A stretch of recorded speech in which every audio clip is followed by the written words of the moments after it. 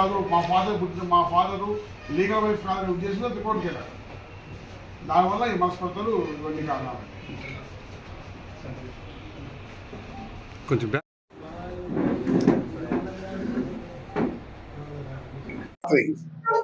శ్రీనివాస్ అనే వ్యక్తి హత్య చేయబడినాడు.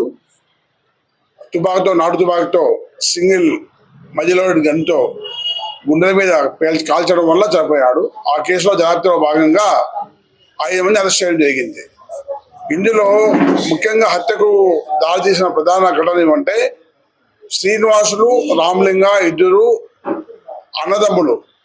రామలింగ మొదటి భార్య పిల్లలు అయితే రెండో భార్య పిల్లలు. బట్ రామలింగ రెండో భార్య పిల్లలు, శ్రీనివాస్ మొదటి భార్య పిల్లలు. శ్రీనివాస్కు ఎప్పుడే కానీ తన పిన్ని అనే ఫీలింగ్ లేదు. తన నాన్న లీగల్ వైఫ్ కూడా అనుకోవట్లేదు. ప్రాపర్టీ డివైడ్ అయినప్పుడు 5 ఎకరాలు వాళ్ళ నాన్న శ్రీనివాస్ వాళ్ళ నాన్న రామలింగం కూడా ఇచ్చాడు. ఆ విషయంలో కోర్టుకు పోయాడు. ఇతను మా ఫాదర్ సరైన వారసుడు కాదు, ఈ 5 acres కూడా ఇవ్వకూడదు అని చెప్పేసి. దాంతో వాళ్ళిద్దరి మధ్య బాగా మనస్పర్ధలు పెరిగినాయి.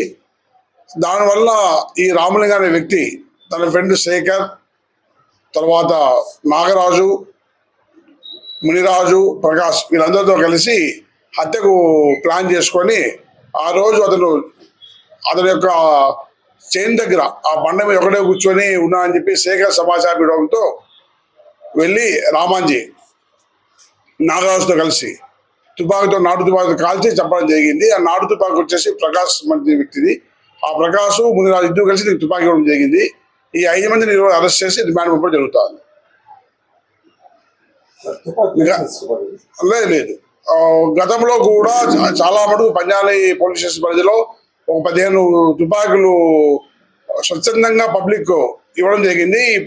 పంజానీ గ్రామంలోనూ మరియు చుట్టుపక్కల పరిసర ప్రాంతాల్లో గతంలో అడుగు జంతువులను కానీ, అడుగుతున్న వేటకు కానీ, రక్షణకు కానీ నాటు తుపాకులు చాలా మటుకు ఉండేవి. ఇంకా కూడా అక్కడక్కడ నాటు తుపాకులు ఉన్న విషయం తెలుస్తూ ఉంది.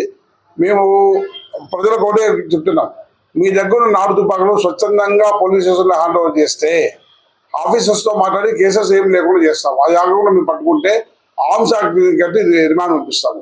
మాకైతే పూర్తి సమాచారం ఉంది. ఆర్మ్స్ ఎక్కడ తయారవుతున్నాయి, నాటు తుపాకులు ఎక్కడ తయారు చేస్తుంటారు. త్వరలో నాటు తుపాకులు తయారు చేసే వ్యక్తుల మీద యాక్షన్ తీసుకుంటాం. సార్, రామలింగం అనే వ్యక్తి గతంలో హోంగార్డ్ గా పనిచేస్తాడని చెప్పి ఇన్ఫర్మేషన్. లేదండి, రాంగ్ ఇన్ఫర్మేషన్.